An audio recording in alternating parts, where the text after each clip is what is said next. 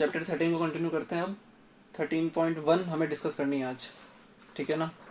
और फिर इसी के बाद 13.2 के लिए जो कंसेप्ट है उसकी भी स्टार्टिंग करनी है, ठीक है। 13.1 देख लेते पहले। टॉपिक में कोई डाउट आ रहा है तो पहले बता दो। नहीं बताओगे? ठीक है। No sir.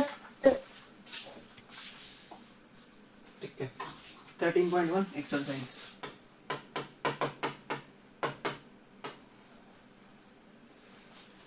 पहला क्वेश्चन, ये थर्ड क्वेश्चन जो दे रखा है यहाँ पे इस एक्सरसाइज में, थर्ड क्वेश्चन को रुक जाना, अभी मत करना, क्योंकि थर्ड क्वेश्चन का जो बेसिस है वो कंसेप्ट नेक्स्ट अब पढ़ेंगे।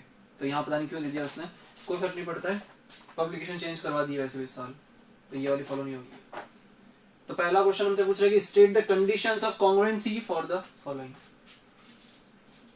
ठीक है, अगर दो एंगल को इक्वल बनाना है तो क्या जरूरी करना पड़ेगा इक्वल? कोई कॉन्ग्रुएंसी का मतलब होता है शेप और साइज में दोनों सेम होने चाहिए। तो दो एंगल्स अगर सेम चाहिए हमें तो क्या करना पड़ेगा, क्या इक्वल बनाना पड़ेगा? मेजरमेंट होना चाहिए। Angle measurements are same. तो यहाँ लिख लो इक्वल मेजरमेंट्स।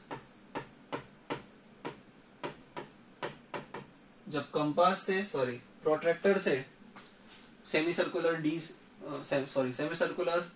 प्रोट्रैक्टर से या अपने डी से जब नापोगे एंगल को तो मेजरमेंट इक्वल आएगा, बस इतना। Equal measurement. सेकंड पूछ रहा है दो लाइन सेगमेंट को इक्वल बनाना है, equal length. Equal. C two circle, दो सर्कल की कॉन्ग्रुएंसी की बात करोगे तो क्या इक्वल करना पड़ेगा? पेरीमीटर।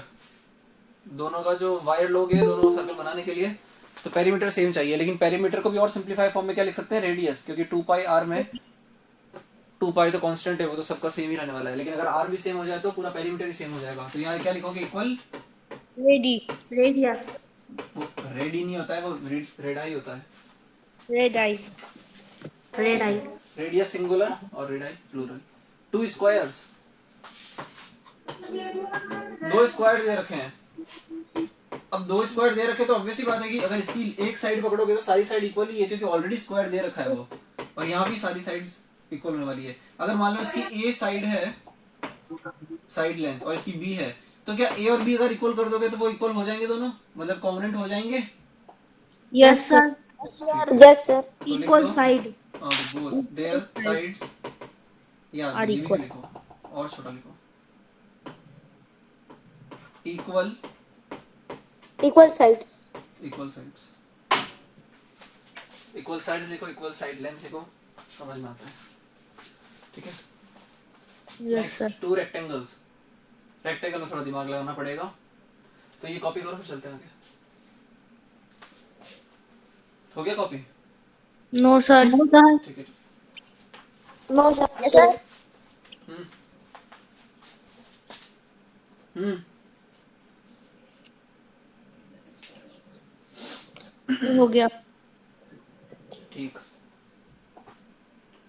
टू रेक्टेंगल्स, दोनों रेक्टेंगल को अगर इक्वल बनाना चाहोगे तो पहले तो इसकी एनालिसिस कर लो। ये रेक्टेंगल दे रखा है, और मान लो कि यहाँ पे ऑब्वियस ही बात है एक ही रेक्टेंगल की बात करोगे तो दोनों एडजेसेंट साइड डिफरेंट होगी, अपोजिट साइड तो सेम ही होने वाली है, यस ए सर। और बी बी। Yes sir. एक और रेक्टेंगल अगर पकड़ोगे तो अगर यहाँ पे जो साइड्स हैं दोनों की वो सी डी है, ये रेक्टेंगल है दोनों।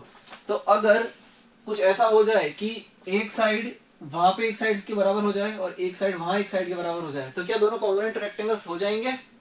Yes sir. Yes sir. Yes sir. हाँ बोलिए। सर यस सर बोल रहे। अच्छा यस सर बोल रहे हो, ठीक है। ये डायग्राम भी बना लेना इस वाले क्वेश्चन आंसर में, ठीक है। और यहाँ पे क्या लिखोगे? इक्वल पेयर ऑफ, अब पेयर किस किस का? Equal pair of length and breadth, length and breadth कि लेंथ दोनों इक्वल हो जाए, ब्रेथ दोनों इक्वल हो जाए, तो वो क्या बन जाएंगे? कॉन्ग्रुएंट रेक्टेंगल्स बन जाएंगे बेटा। करो इसे कॉपी।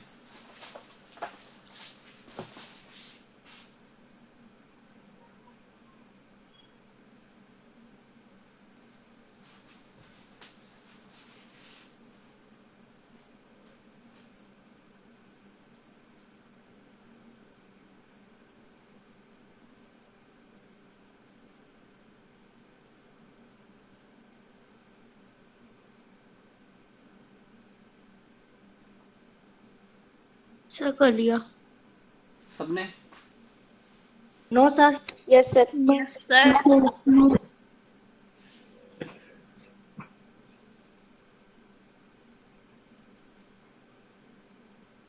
कर एफ लिया पार्ट कह सर। रहा है कि ठीक है लिखते रहो, दो क्वाड्रिलेटरल को अगर इक्वल बनाना है तो यहाँ पे तो भाई सारी की सारी कहानी लिखनी पड़ेगी, मतलब कि सारे के सारे चारों एंगल्स बराबर होने चाहिए। Yes sir. All corresponding sides, all corresponding मतलब कल बात कर चुके हैं, all corresponding sides angles. Angles. All corresponding angles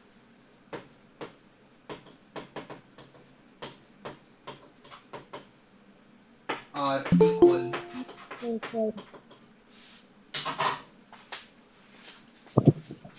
ठीक है ना? वर्टिसेस भी तो होगा ना? हाँ जी, वर्टिसेस भी तो होगा ना? वर्टिसेस करस्पॉन्डेंस होते हैं लेकिन वहां पे इक्वालिटी की बात नहीं करते ना, इसीलिए कल हमने जब लिखा था तो ए इक्वल टू नहीं लिखा था वहां पे, जब भी साइड्स की बात कर रहे थे तो A B equal to P Q लिख रहे थे ना, इक्वल टू का साइन यूज कर रहे थे। लेकिन वर्टिसेस तो थोड़ी ना इक्वल होते हैं, वर्टेक्स इक्वल होते हैं, एक वर्टेक्स दूसरे क्योंकि वर्टेक्स एक्चुअली पॉइंट है, तो पॉइंट तो सारे पॉइंट तो इक्वल ही होते हैं। सबकी लेंथ क्या होती है? बिल्कुल जीरो लेंथ होती है, ऑब्वियसली पॉइंट की जीरो लेंथ होती है, तो इक्वालिटी की बात कर ही नहीं सकते। वहां पे करस्पॉन्डेंस की बात करते हैं कि ए की जगह पी वहां पे रोल प्ले कर रहा है उस वाले डायग्राम में, और यहाँ पे अगर बी रोल जो प्ले कर रहा है सारे क्वाड्रिलेटरल में वहां पे क्यू कर रहा है, इस तरीके से ए बी सी डी और पी क्यू आर एस। तो यहाँ पे हमने ये वाला यूज किया था कि एरो एरो, मतलब कि ए के सामने पी है, बी के सामने क्यू है, इस तरीके से। तो वर्टिसेस की बात यहाँ पे ना करो तो चलेगा, ठीक है ना? तो साइड्स और एंगल्स को तो इक्वल करना होना ही पड़ेगा, और आपस में इक्वल नहीं होना पड़ेगा, करस्पॉन्डिंग इक्वल होने पड़ेंगे, तो काम चल जाएगा।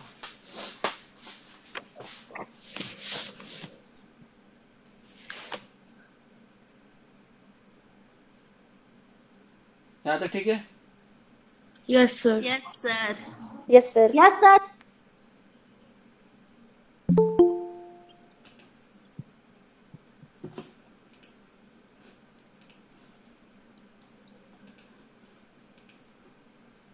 ठीक है, पहला क्वेश्चन कंप्लीट हुआ। सेकंड क्वेश्चन चले आगे। Yes sir. Yes sir. Yes sir. Second question कह रहा है कि if triangle ABC is congruent to triangle DEF, state the correspondence between the sides। यार ये क्वेश्चन कराना बनता नहीं है वैसे, इक्वल कर ही लो, बाद में खून होगा। मान लो कि ABC है, इस तरीके से बना दो, जरूरी नहीं कि ये ट्राइंगल ही बनाओगे, कुछ और डिफरेंट भी बना सकते हो। तो अगर कॉन्ग्रुएंट है तो दोनों एक जैसे दिख रहे होंगे, और यहाँ पे उसने लिखा है कि ABC triangle ABC is congruent to, मतलब कि इज कॉन्ग्रुएंट टू का मतलब ये सिंबल हो जाएगा। Yes sir. और ट्राइंगल Yes, sir. DEF दिया है उसने, मतलब कि ए किसके सामने होगा? सोते ही रहो। D B is equal to E. C is equal to F. इसे लिखो, सिर्फ कॉपी करने से काम नहीं चलने वाला, समझ में भी आना चाहिए, तो इसीलिए होमवर्क करना बहुत जरूरी है। अगर खुद पहले से ट्राई करके आए हो तो अभी अच्छे से समझ में आएगा, क्लैरिटी का डिफरेंस रहेगा, तो समझ में तो हो सकता है वैसे भी आ जाए, तो जब सामने वाला कुछ बता देता है तो समझ में आ जाता है, लेकिन खुद करने बैठोगे तब पता चलता है एक्चुअल में कि कितना समझ में आया था, तो इसलिए होमवर्क करना बहुत जरूरी है। अब यहाँ पे ये तो हो गया वर्टिसेस का करस्पॉन्डेंस। सेकंड पॉइंट में क्या लिखोगे? ए भी किसके बराबर होगा? DE।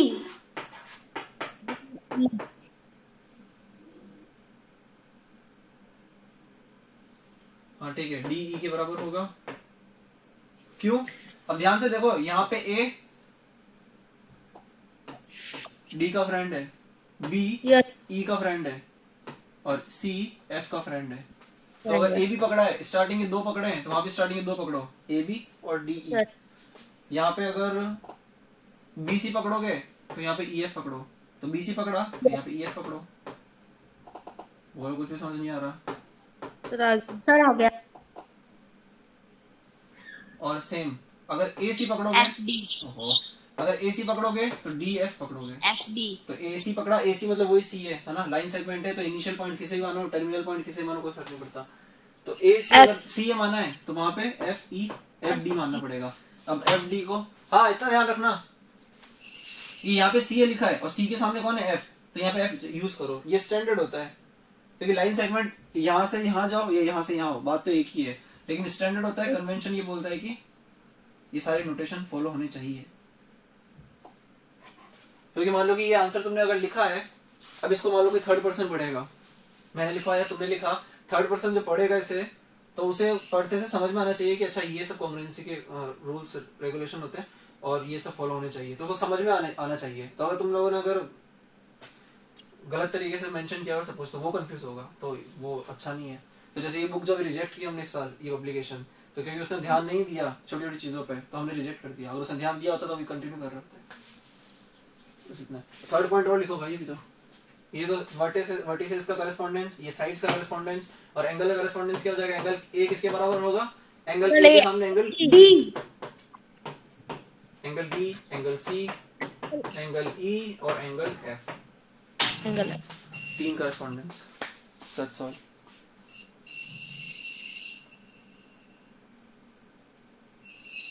D F. सर हो गया। यस सर हो गया।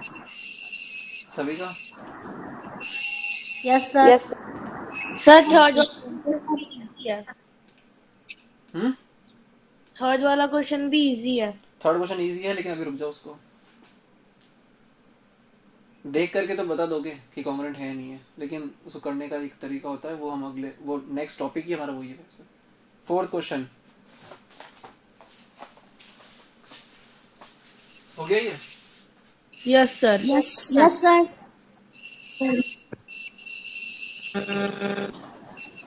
फोर्थ क्वेश्चन दे रखा है, लेट द करस्पॉन्डेंस किसके बीच में, ट्रायंगल पी क्यू आर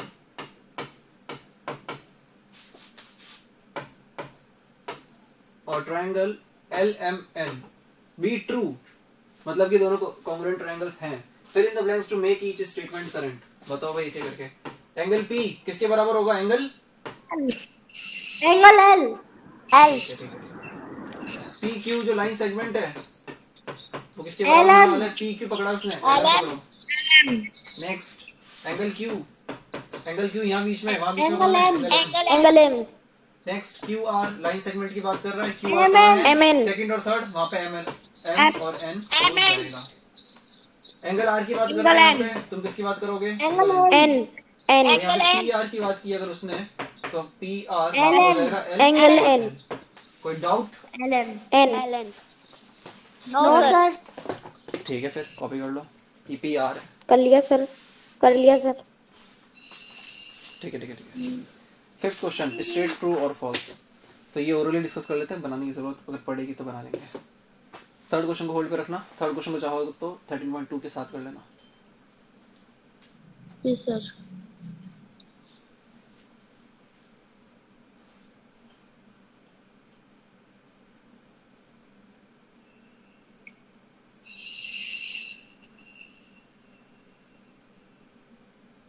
क्या कर लिया?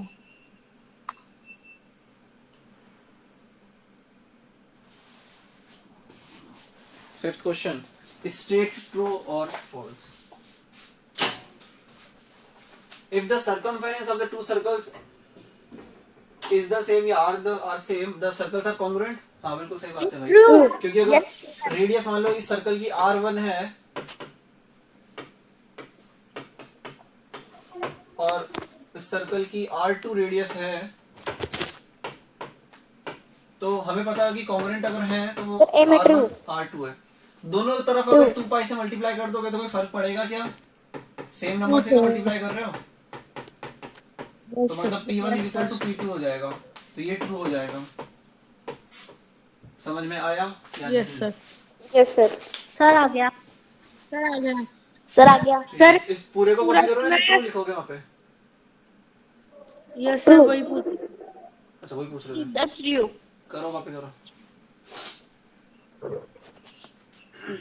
इफ यहाँ पे इफ लिख लेना कि अगर R1 R2 के बराबर है तो दोनों तरफ 2 पाई से मल्टीप्लाई करेंगे। जैसे मान लो कि 5 = 5 होता है, दोनों तरफ 2 से मल्टीप्लाई करोगे तो कोई फर्क पड़ेगा क्या? नो नहीं पड़ेगा। तो 2 के पाई का मतलब क्या होता है 22/7। पाई भी तो कांस्टेंट है, 2 कांस्टेंट है तो पाई भी कांस्टेंट है, तो 2 पाई से मल्टीप्लाई कर दो 2 की जगह। तो अगर R1 = R2 है तो P1 = P2 हो जाएगा। तो दोनों पैरामीटर सेम है तो मतलब दोनों कॉन्ग्रुएंट हैं। सर गया। नहीं वो वैसे इनफैक्ट इसको ऐसे करना नहीं चाहिए था, कर लो इसको, प्रॉब्लम नहीं है, हमें उल्टा जाना चाहिए था। उसने दिया है कि सर्कमफेरेंस दोनों के पेरीमीटर, दोनों की सर्कमफेरेंस सेम है। तो सर्कमफेरेंस अगर सेम है तो P1 = P2, दोनों को ये लिखेंगे, 2 से 2 कैंसिल, क्योंकि 2 पाई कूद के नीचे रह जाएगा, 2 पाई से 2 पाई कैंसिल हो जाएगा, तो कोई फर्क नहीं पड़ता है, ऐसे लिखो वैसे लिखो। तो लिख लियो। ठीक है, सभी ने? Yes sir. नेक्स्ट क्वेश्चन पूछ रहा है कि if the area Yes, of two sir. Circles are same the circles are congruent. True. सही बात है, यहाँ पे वैसे लिख लो कि दो सर्कल हैं, ट्रू। मतलब कि पाई R1 का स्क्वायर लिखा हुआ है और यहाँ पाई R2 का स्क्वायर लिखा हुआ है। तो R1 स्क्वायर को यहीं रहने दो, पाई R2 स्क्वायर को वहीं रहने दो, पाई को उठा करके नीचे फेंक दो, क्योंकि दोनों मल्टीप्लिकेशन में पाई से पाई कैंसिल हो जाएगा, R1 स्क्वायर = R2 स्क्वायर हो जाएगा, स्क्वायर से स्क्वायर कैंसिल हो जाएगा, तो R1 = R2 हो जाएगा, मतलब कि सही लिखा हुआ है। समझ में तो आया ही नहीं होगा। फिर आ गया। सर आ गया। स्क्वायर से स्क्वायर भी कैंसिल होता है।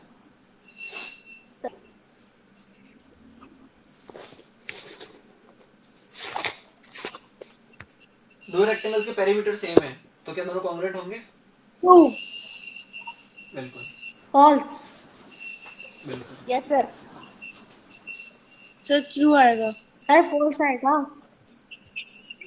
चेक करते हैं। Sir false. फीचर्स देख के नहीं बताना है, सॉल्व करके बताना है। फीचर्स देख के नहीं बताना था। सर फॉल्स आएगा। ये हो फीचर्स गया? नहीं देख रहे सर। हाँ या ना? ठीक है, कुछ नहीं बोल रहा, मतलब हो गया।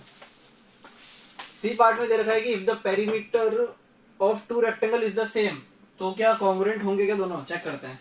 एक रेक्टेंगल ऐसा अज्यूम करो जिसमें लेंथ यहाँ पे 5 है और ये 3 है, ठीक है।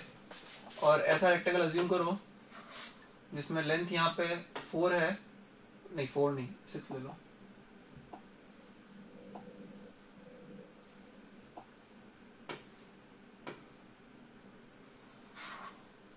सिक्स ले लो और 2 ले लो।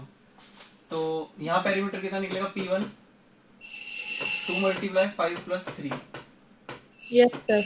यहाँ आगे कंटिन्यू करोगे, 2 × 8, यूनिट जो भी है 16। और यहाँ P2 की बात करो तो 2 × 6 + 2, यस सर। 2 × 8 16। दोनों केस में पेरीमीटर सेम है लेकिन दोनों कॉन्ग्रुएंट नजर ही नहीं आ रहे भाई। क्या इस सेकंड फिगर को उठाकर यहाँ रखोगे तो क्या सुपर इम्पोज हो जाएगा? No sir. नहीं होगा ना। P1 = P2 but not congruent, तो फॉल्स लिखो इस बात को। और चेक भी कैसे करोगे? मान लो कि ये बना दो 5 और 3, ये 5 है और ये 3 है, और जब सेकंड वाले फिगर को बनाओगे या उठा करके उसके ऊपर रखोगे तो यहाँ से रखो, कुछ इस तरीके से जाएगा, है ना। ये 6 जाएगा, ये 3 जाएगा, नहीं ये 3 नहीं, ये 2 जाएगा, ये 3 जाएगा और ये 5 जाएगा। क्या सुपर इम्पोज हो गए दूसरे के ऊपर? नहीं हुआ है, नो सर। छोटा बड़ा रह गया वो तो फॉल्स हो गई ये बात। कर लिया सर।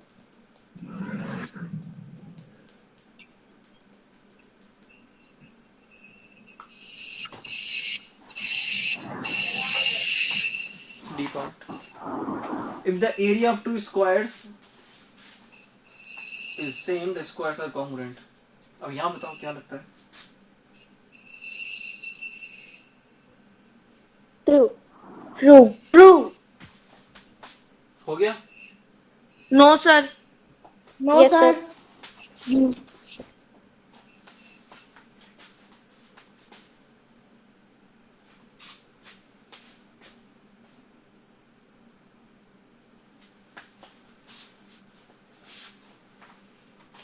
हाँ ये ट्रू हो जाएगा, सही है, क्योंकि स्क्वायर्स की साइड तभी सेम हो पाएगी जब उसका एरिया सेम हो।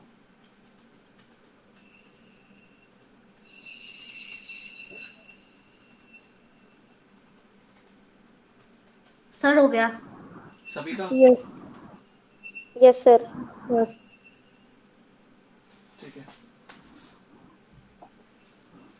डी पार्ट में समझिए, दो स्क्वायर्स और दोनों का एरिया क्या है, सेम है। तो अगर मान लो ये ए है इसकी साइड स्क्वायर की, और यहाँ स्क्वायर की साइड कितनी है बी, तो अगर एरिया उसने दे रखा है A1 इज इक्वल टू कितना A2, यहाँ हो जाएगा A मल्टीप्लाई A मतलब A स्क्वायर, ये B स्क्वायर, तो स्क्वायर से स्क्वायर कैंसिल हो जाएगा, तो A is equal to B, ये ट्रू हो जाएगा।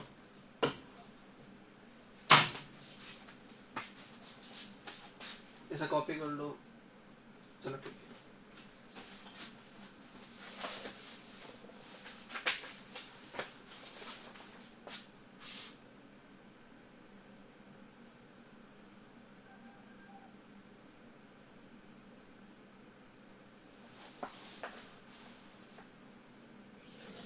सर कर लिया। सबने yes sir. No sir, no sir.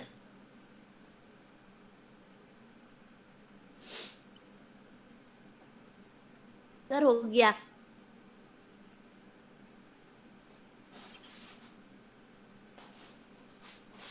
ठीक है। फिफ्थ का ई, आखिरी question. Two squares having sides 8 centimetre, अगर 8 सेंटीमीटर वाले स्क्वायर को लेकर के आए तो उठा करके, ये 8 है, ये भी 8 है, और 10 सेंटीमीटर वाले को लेके आए, तो क्या सुपर इम्पोज हो जाएगा? No sir. No sir. False इसका। फॉल्स इसका answer. Sir false. Third question करना 13.2 के साथ। ये एक्सरसाइज मेरी तरफ से फिनिश है, आप लोग रिवीजन कर लेना। सर पीछे भी एक क्वेश्चन है 6। अरे नहीं हाँ, सर। अरे हाँ, बिल्कुल बिल्कुल 6 क्वेश्चन भी है।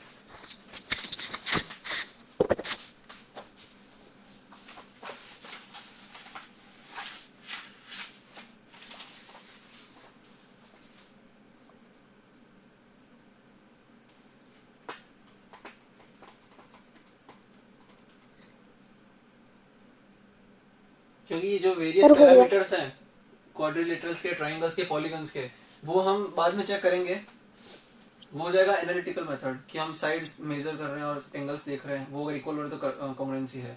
लेकिन सबसे बेसिक तरीका क्या है, सुपर इम्पोज करो, उठाओ एक फिगर को दूसरे के ऊपर रख दो, अगर वो एक दूसरे को कोइंसाइड कर जाते हैं या ऊपर वाला नीचे वाले को छुपा लेता है तो दैट मीन्स कि वो कॉन्ग्रुएंट है।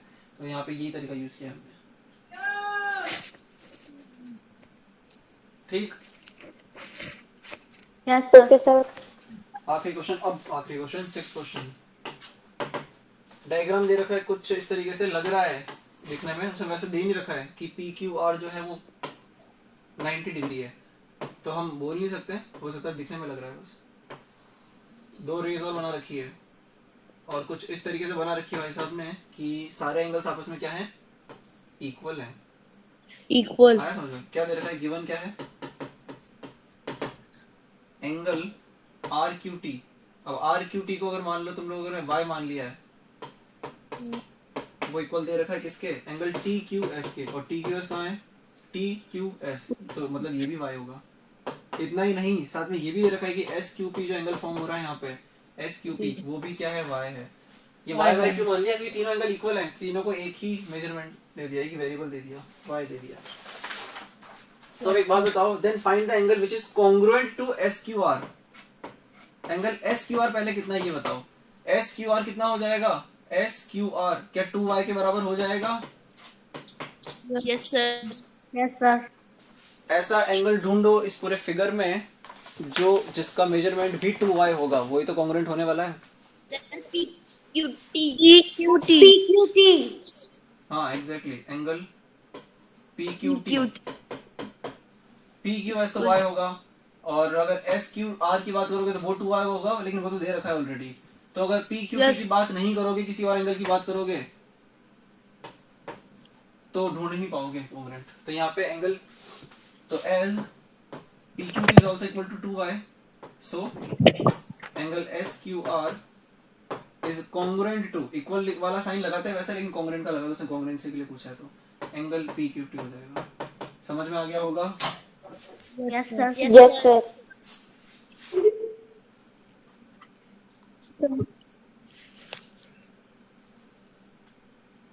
कितने बच्चों से हो गया था ये वाला क्वेश्चन? सर हमने कर लिया था। सर हो गया था। 2-3 सर मैंने भी कर लिया। मैंने भी कर लिया था। ठीक है, बधाई हो आपको।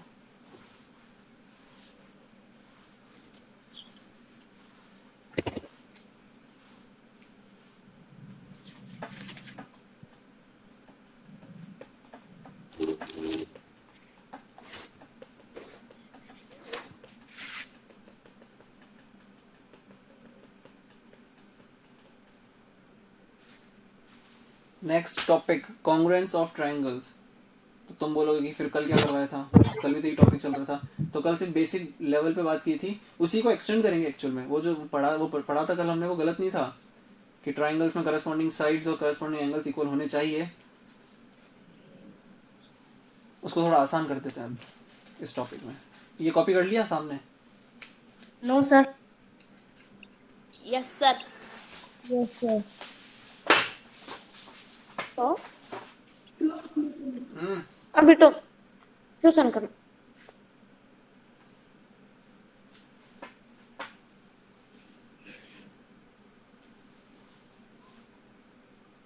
सर ये हमने पूरा रीड तो किया था, हमें थोड़ा थोड़ा समझ में भी आया था। ठीक है।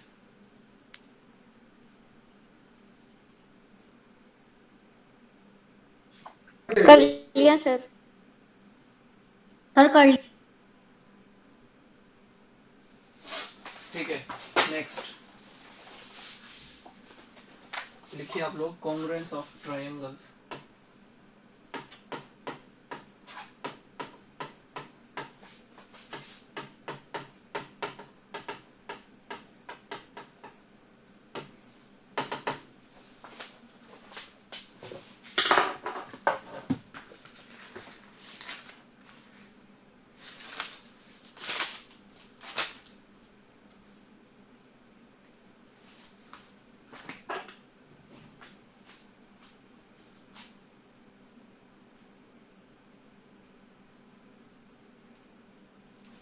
अभी तक जितना भी हमने पढ़ा है कॉन्ग्रुएंस, उसमें हमने ये देखा है कि सारे जितने भी करस्पॉन्डिंग पार्ट्स होते हैं, अगर वो इक्वल हो जाएंगे तो वो कॉन्ग्रुएंट होंगे।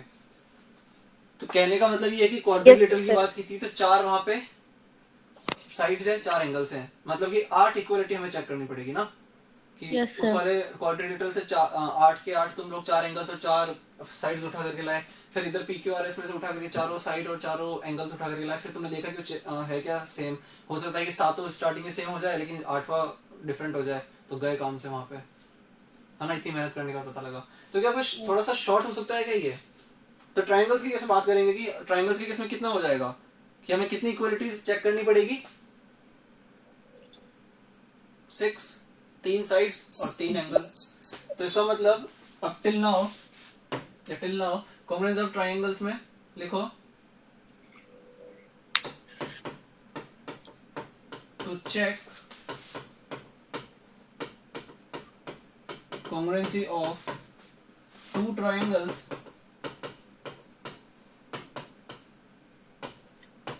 we have to check writing ज्यादा खराब तो नहीं है, we have to check 6 equalities, और कौन सी 6 equalities ब्रैकेट में लिख लेना, 3 for sides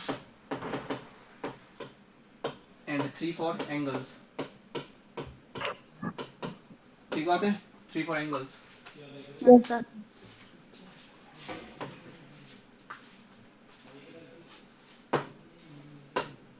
बट या छोड़ो, इसमें ये भी तो लिखो, हटाने की जरूरत क्या है, विच इज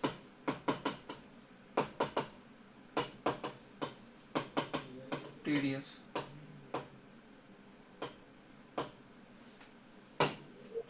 ये लिखो, फिर आगे नेक्स्ट स्लाइड पे लिखना पड़ेगा,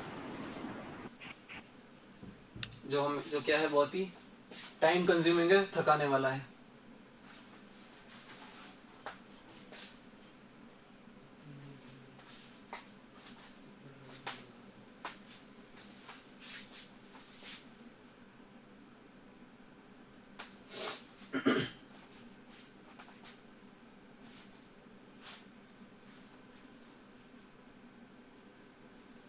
ठीक है, यस सर।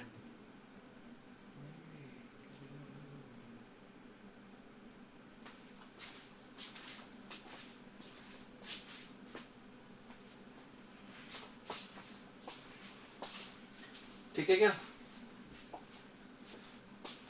Yes sir. तो फिर अगर वो थकाने वाला है तो फिर ऐसा कुछ है क्या जो हमें आराम से बता दे कि वो कॉन्ग्रुएंसी फॉलो हो रही है या नहीं हो रही है? हाँ ऐसा है, but we have some short methods also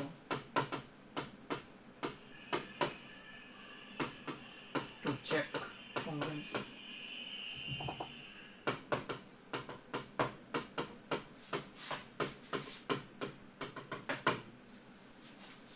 और वो क्या है, अब उनकी बात करनी है जो लास्ट टॉपिक में नहीं की थी।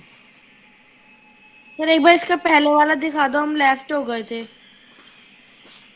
एक मिनट, ये कॉपी कर ले सब, फिर चलता है। तुम भी लिख लो तब तक, तब थोड़ी जगह छोड़ देना। कितना बाकी रह गया था वैसे? सर हमने 3 4 लिख दिया था। 3 4, ये लिख लो पहले तुम।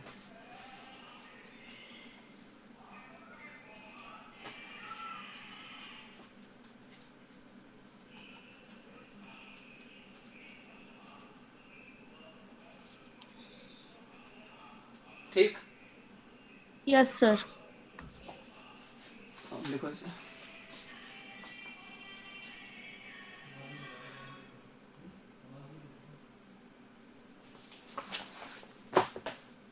ये जो सम शॉर्ट मेथड्स लिखा है सामने, इन मेथड्स में से एक भी, 4 मेथड होने वाले हैं, चारों में से एक भी फॉलो नहीं होता है तो दैट मीन्स कि कॉन्ग्रुएंट नहीं है।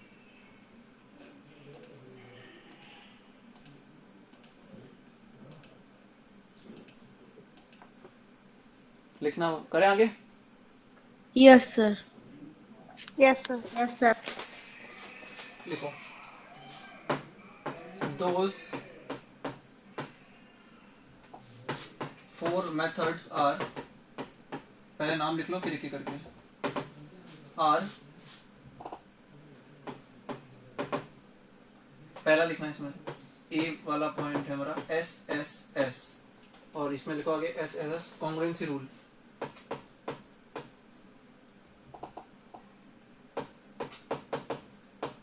साइड साइड साइड, मतलब क्या है वो बात, वो देखते हैं पहले। ये लिखो बस।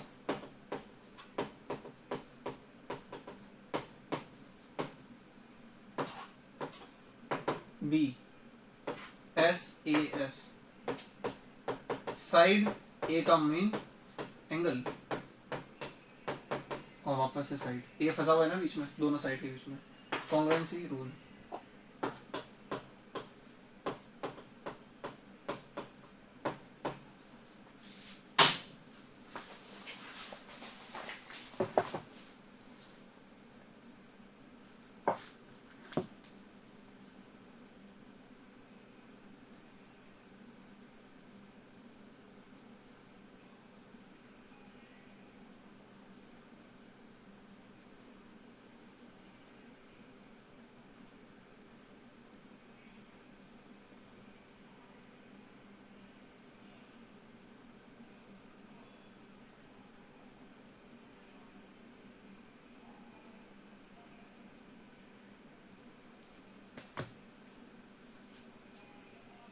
हुआ यहाँ तक?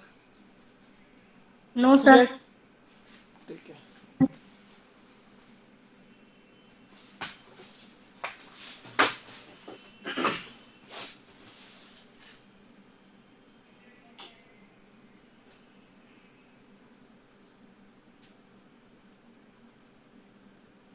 सर हो गया। सर हो गया। Yes sir.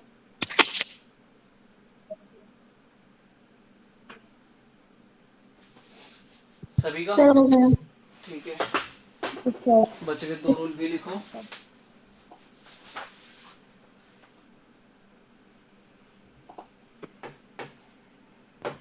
SAS एंगल को फंसाया था 2 साइड के बीच में, इस बार साइड को फंसा दो 2 एंगल के बीच में।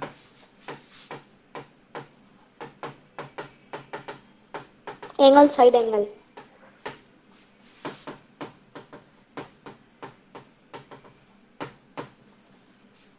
और आखिरी बोलता है किसी को किसी में नहीं फंसाना है, RHS मतलब कि वहां पे ट्रायंगल, दोनों ट्रायंगल्स को राइट ट्रायंगल होना पड़ेगा, क्योंकि R का मतलब यहाँ पे होता है right angle. Right angle H का मीन्स मतलब क्या होता है राइट एंगल में, राइट ट्रायंगल में? हाइपोटेनियस। हाइपोटेनियस। साइड। हाइपोटेनियस होता है। और S का मीन्स तो साइड। अब ये साइड परपेंडिकुलर भी हो सकती है, बेस भी हो सकती है, क्योंकि ये आइडेंटिफाई नहीं कर सकते हम कि दोनों में परपेंडिकुलर कौन सा, बेस कौन सा है ना? तो वो यस कोई दोनों में से कोई एक साइड की बात करेंगे हम। Congruency rule. बस अब इन चारों को डिटेल्ड वे में देख लेते हैं, फिर चैप्टर खत्म हो जाएगा। ये बोलने में आसान था, अभी करेंगे क्वेश्चंस तो पता लगेगा, तो घबराने की जरूरत नहीं है। आराम आराम से पहले एग्जांपल्स कर लेना बुक के, मतलब एग्जांपल्स करेंगे और फिर एक्सरसाइज। 6th क्लास में भी आया होगा शायद से कॉन्ग्रुएंसी का कुछ पार्ट। No sir. कौन सी पब्लिकेशन थी लास्ट? नहीं आया था, ठीक है। तो शायद चारों रूल आज हो पाए या ना। 20 मिनट है हमारे पास, ट्राई करते हैं अगर हो जाए तो।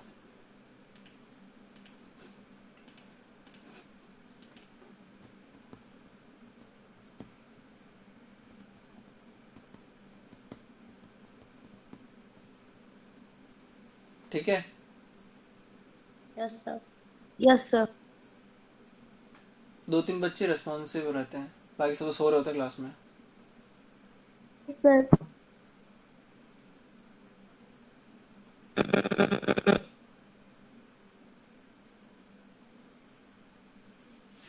ठीक है, अब लिखो पहला topic.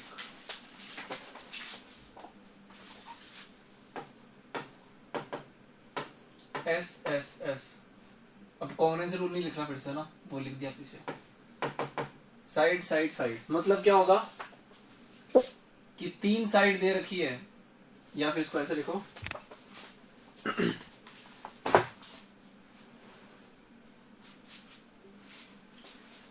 if all 3 pairs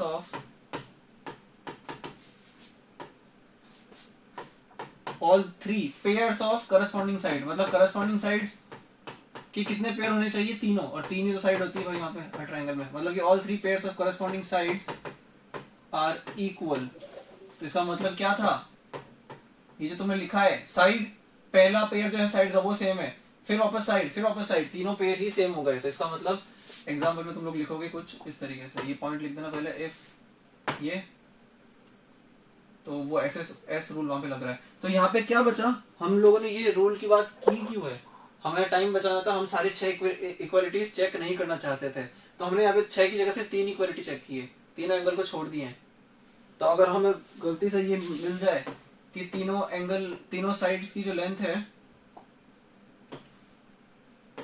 correspondingly equal है, मान लो कि ये 3 है, ये 5 है, ये 4 है, तो ये 3 है, ये 5 है और ये 4 है ना, नहीं तो राइट एंगल बन जाएगा। ये 6 है और ये 4 है, ये भी 3 है, 6 है, 4 है, इसे लिख दो A B C और ऐसे D E और F। ये दे रखा है क्वेश्चन में। अब हम लोग क्या करेंगे? हम लोग जाएंगे, एंगल तो दे ही नहीं रखे, फिर तुम लोग वहां पे कंप्लेन करोगे एग्जामिनर को कि तीनों एंगल दिए नहीं है, हम 6 इक्वालिटी कैसे चेक करेंगे? हम यहाँ इसका यूज करेंगे। तो A B is equal to D E, यही तो मतलब है, क्योंकि दोनों की लेंथ कितनी है? 3 3। B C is equal to E F. सो रहा सबके सब। अब यहाँ पे इस तरीके से लिखना, ट्राइएंगल ए बी सी। अब ध्यान रहे ट्राइंगल आगे डी एफ ई मत लिखना, क्योंकि करस्पॉन्डिंग ए के करस्पॉन्डिंग डी है, बी के करस्पॉन्डिंग ई है और सी के करस्पॉन्डिंग एफ है। तो डी ई एफ लिखना पड़ेगा। और जैसे वहां पे लिखते थे कि अगर वो दो एंगल आपस में, दो एडजेसेंट एंगल अगर 180 डिग्री बना रहे थे तो ब्रैकेट में लिखते थे ना by rule of sir. Linear pair, या लीनियर पेयर लिखते थे सिंपल, या वर्टिकली अपोजिट एंगल्स लिखते थे कि दोनों एंगल इक्वल हैं बट अपोजिट एंगल्स। तो यहाँ पे एबीसी और यहाँ पे लिखना by S S S S congruency rule.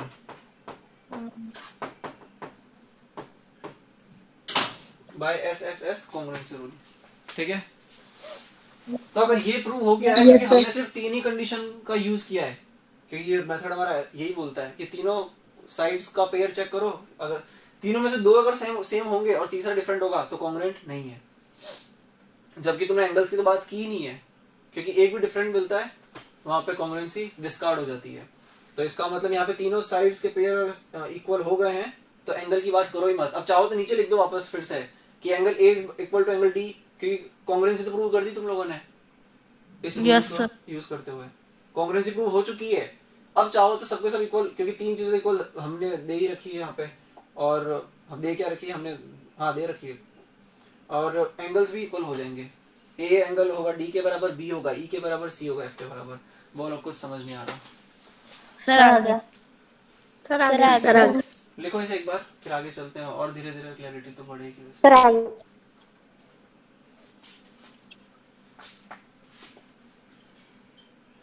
Sir लिख लिया।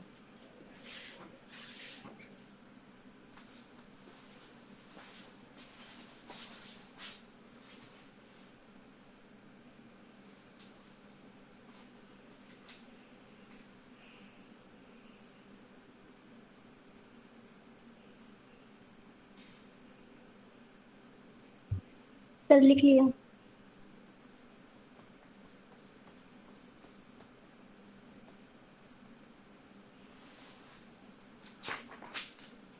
चलो आज एग्जाम्पल्स तो नहीं कर पाएंगे, 13.2 तुम्हें होमवर्क में दे देंगे, एग्जाम्पल्स मैं कराऊंगा क्लास में। तो ये तीनों रूल अगर हो जाए, हमारे पास 15 मिनट हैं, तीनों रूल ही अगर हो जाए तो बड़ी बात है।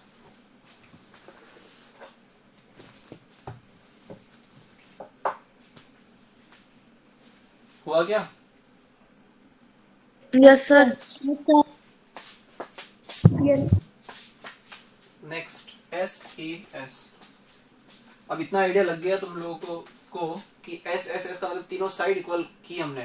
तो यहाँ पे एस ए एस में दो साइड पकड़ेंगे एक ट्रायंगल की और एक एंगल पकड़ेंगे, लेकिन एंगल कौन सा पकड़ेंगे?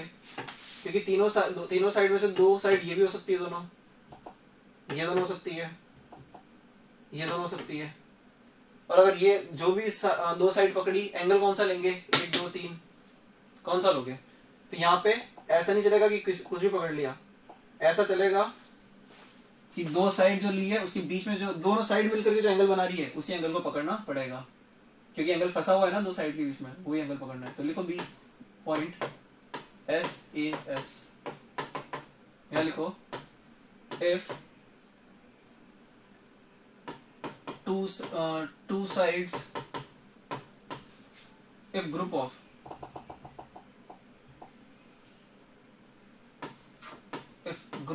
क्योंकि ग्रुप में पेयर में तो दो एलिमेंट्स होते हैं, ग्रुप में दो से ज्यादा एलिमेंट्स हो सकते हैं। If group of two sides and angle made by them is equal, ये पूरा ग्रुप किसके इक्वल होना चाहिए? Is equal to group of two sides and angle made by two sides of other triangle is group of other triangle. एक minute रुको of one angle made by them in, यहाँ बीच में ये भी लिख लेना, इन वन ट्रायंगल। अब सही है। In one triangle is equal to group of other triangle. Sir them के बाद लिखना है ना? तो इसको हाँ बाय दैम के बाद in one triangle is equal to group of other triangle, तो फिर वो एस ए एस से प्रूव हो जाएगा। और यहाँ पे एग्जांपल लेंगे हम कुछ इस तरीके से, ए बी और सी, यहाँ भी ले लो, दिखने में सेम बनाना पड़ेगा। तो अगर हमने बात की है ए बी बराबर है किसके? पी क्यू के, क्योंकि एक ग्रुप ऑफ टू साइड्स, तो दो साइड जो तुमने पकड़ी है अगर वो ए बी और ए सी है, तो यहाँ पे पी क्यू को बराबर करना पड़ेगा ए बी के, और ए सी को बराबर करना पड़ेगा पी आर के, और इन दोनों एंगल को बराबर करना पड़ेगा। तुम लोग पूछ सकते हो कि आपने ये वाला एंगल क्यों नहीं लिया, ये वाला एंगल क्यों नहीं लिया, और अगर ये दोनों लेंगे तो फिर इन दोनों की बात करेंगे, पर ऐसा क्यों नहीं किया? क्योंकि दो साइड्स की बात कर रहे हो, उन दोनों साइड से बन रहा एंगल जो है वही लेना पड़ेगा। समझ में आ गया होगा? Yes sir. यस तो सर। लिख दो यहाँ पे बस A B is equal to P Q A C, नहीं ए सी नहीं, फिर अभी एंगल आएगा बीच में, एंगल ए बीच में एंगल आएगा P A C is equal to P R, और इसके बाद में क्या लिखोगे? Triangle A B C congruent to triangle P Q R. ध्यान रहे हमने 6 इक्वलिटीज चेक नहीं की, सिर्फ 3 इक्वलिटी चेक की है, क्योंकि 6 इक्वलिटी में 3 इक्वलिटी साइड्स के लिए होती है, 3 एंगल्स के लिए होती है। तो साइड्स में से 2 पकड़ी और एक एंगल पकड़ा, वो तीनों अगर प्रूव इक्वल हो गए तो मतलब कॉन्ग्रुएंट हैं। बचे 3 गए तेल लेने, उनकी तो बात ही नहीं है। तो A B C is congruent to P Q R by which rule? SAS congruency rule. SAS congruency rule लिखो, या फिर SAS रूल, मैंने शॉर्ट में लिख दिया, तुम लोग कॉन्ग्रुएंसी लिख लेना। ठीक? Yes sir. Yes sir. तो इसका मतलब ए का आइडिया लग गया, 2 एंगल पकड़ोगे और इन दोनों एंगल के बीच में जो साइड फंसी हुई है उसको पकड़ोगे। और RHS की बात करते हैं।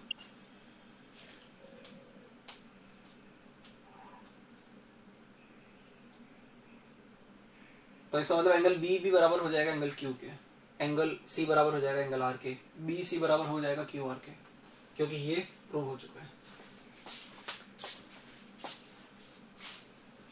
ठीक है ना? 6 इक्वालिटी चेक नहीं करनी पड़ेगी, 3-3 करो।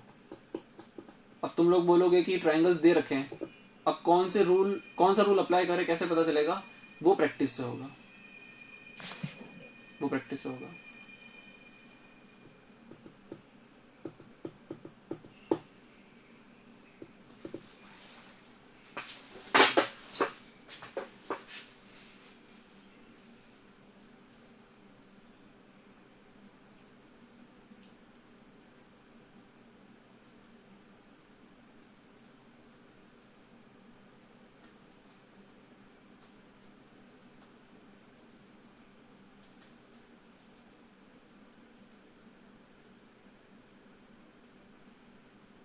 ये कॉन्ग्रुएंसी का जो सिंबल होता है इक्वल टू के ऊपर जो वेव बनाते हैं तुम लोग, तो अगर इक्वल का मतलब क्या है? क्योंकि कॉन्ग्रुएंट फिगर्स का मतलब क्या होता है कि उनका शेप और उनका साइज दोनों सिमिलर है, दोनों इक्वल है। तो अगर साइज सेम होता है तो इक्वल टू का यूज करते हैं ना सिंबल साइज में, और सिमिलर के लिए वो वेव वाला यूज करते हैं। तो कॉन्ग्रुएंसी में दोनों ही फॉलो होता है, इसलिए सिमिलरिटी का सिंबल क्या बनाया था? सिर्फ वेव, क्योंकि उनकी साइज तो डिफरेंट होती है। तो क्या हम ये बोल सकते हैं कि ऑल कॉन्ग्रुएंट फिगर्स, या सॉरी, 2 कॉन्ग्रुएंट फिगर्स, या फिर if 2 figures are congruent then they are similar also? हाँ या ना? Yes sir. सर। कॉपी हो गया यस सर। सभी यस का? Sir. Yes sir. Yes. Next ASA angle side angle, तो लिखवाना पड़ेगा क्या कि इसी को? अच्छा कॉपी तो कर ही नहीं सकते। इफ ग्रुप ऑफ 2 साइड्स, चलो लिख लो यार। If group of 2 angles and side between them in one triangle is equal to group of other triangle, तो वहां पे ये वाला रूल एप्लीकेबल है।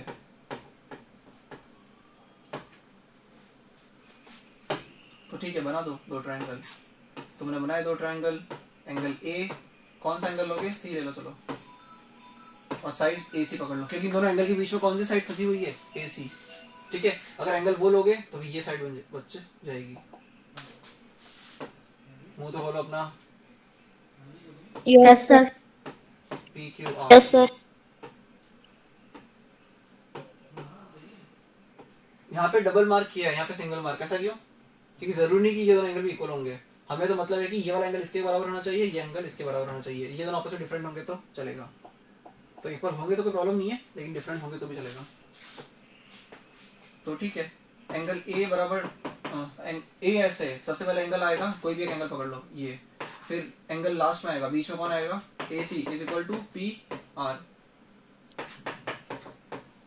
तो लिख दो यहाँ पे ट्राइंगल कौन? ए बी सी किसके कॉन्ग्रुएंट है? ट्राइंगल पी क्यू आर के, और कौन से रूल से? A S A congruency rule. बोलो, कुछ समझ नहीं आ रहा? सर आ गया। तो एस सर आ और गया। ए एस है ना, ऑलमोस्ट सेम ही है। आ गया सर। सैंडविच बनाना है तो चाहो तो ब्रेड एंगल की लो या साइड्स की लो, तो जो ब्रेड लोगे उसके बीच में फिर जो भी जैम की जगह क्या लगाओगे? साइड या फिर एंगल अकॉर्डिंगली। ठीक। यस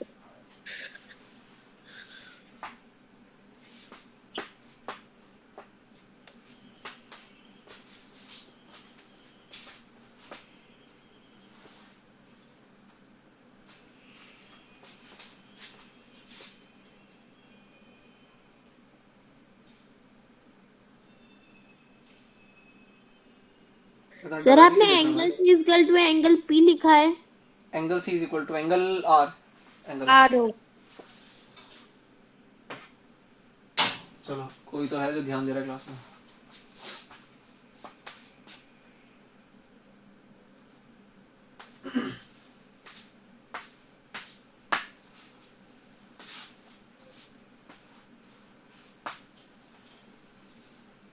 हो गया? Yes sir.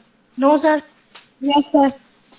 अब राइट आरएचएस एंगल रूल की बात करोगे तो राइट एंगल है एक, हाइपोटेन्यूस है और साइड है कोई भी एक, तो दो साइड जो होती है राइट एंगल में हाइपोटेन्यूस का पार्ट, उन दोनों में से कोई भी एक पेयर अगर इक्वल होता है और हाइपोटेन्यूस इक्वल होता है और राइट एंगल तो ऑलरेडी इक्वल है ही, राइट ट्राइंगल है तो 90 डिग्री तो 90 डिग्री, वहां पे तो एंगल नहीं भी दे रखा होगा कि कौन सा एंगल इक्वल है, तो 90 डिग्री से पता कर लेंगे कि वो वाला एंगल इक्वल है।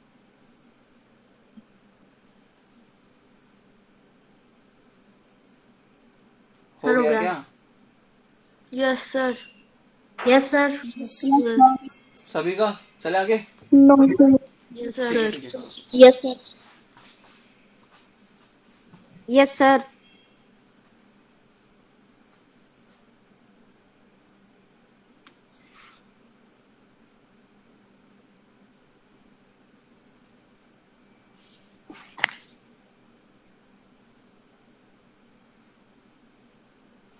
अब हो गया? Yes sir. कुछ रह जाता तो चिंता मत करो, रिकॉर्डिंग है, सब कुछ सेफ है। आखिरी टॉपिक आरएचएस।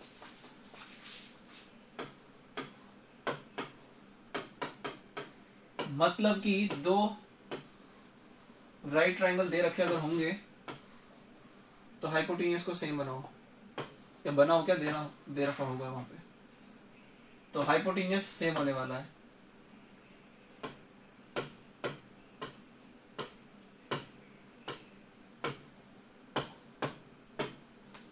और कोई भी एक साइड, चाहो तो ये वाली पकड़ लो या चाहो तो ये वाली पकड़ लो, ठीक है, कोई फर्क नहीं पड़ता। तो ठीक है, यहाँ पे लिख देना साइड कौन कौन सी हो गई, ए बी और पी क्यू। ना ना ना ना, आर एच एस में सबसे पहले राइट एंगल आता है। राइट एंगल कौन सा है? Angle B is equal to angle Q. Reason इनके लिए भी लिख सकते हो, 90 डिग्री ईच, इस तरीके से लिख सकते हो, ठीक है। और आर एच, एच क्या है? हाइपोटेन्यूस। हाइपोटेन्यूस है यहाँ पर इस केस में ए सी, और वहां उस केस में क्या है? P R.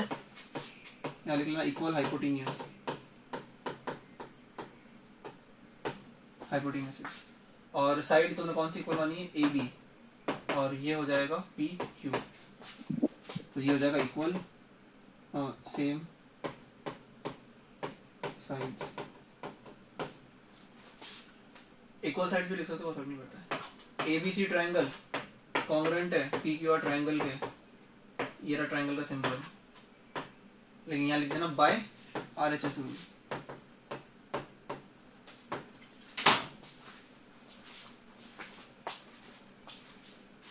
चैप्टर का ज्ञान यहीं खत्म हुआ, लेकिन क्वेश्चंस की सीरीज अब होगी शुरू।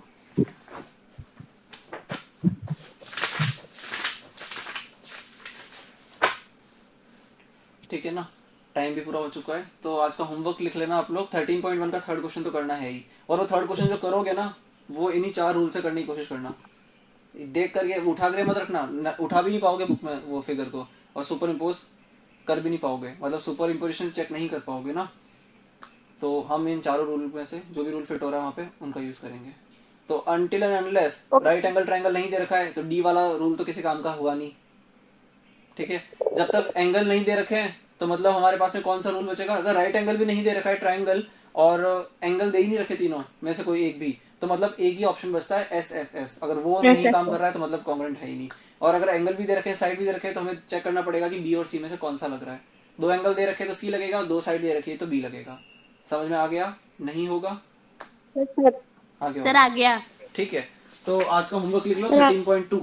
एग्जाम्पल मत करना बुक के, या अगर एग्जाम्पल करोगे और फिर एक्सरसाइज करोगे तो ज्यादा अच्छा है, लेकिन क्योंकि इतना टाइम तुम देने में अपना दिल दिखाओगे नहीं, तुम्हारी कैपेसिटी वैसे भी 4:30 बज चुकी है, तो तुम 4:30 बज चुकी है, अब तुम लोगों का ज्यादा टाइम बचा भी नहीं है। तो ठीक है, चाहो तो मत करो 13.2, एक्सरसाइज एग्जाम्पल कर लो स्टार्टिंग के।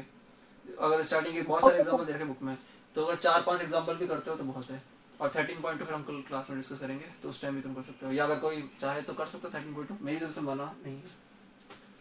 ठीक है, नोट्स तैयार रखो अपने, एग्जाम टाइम में नोट्स ही काम आएंगे, पढ़ करके क्वेश्चन सॉल्व करते रहो।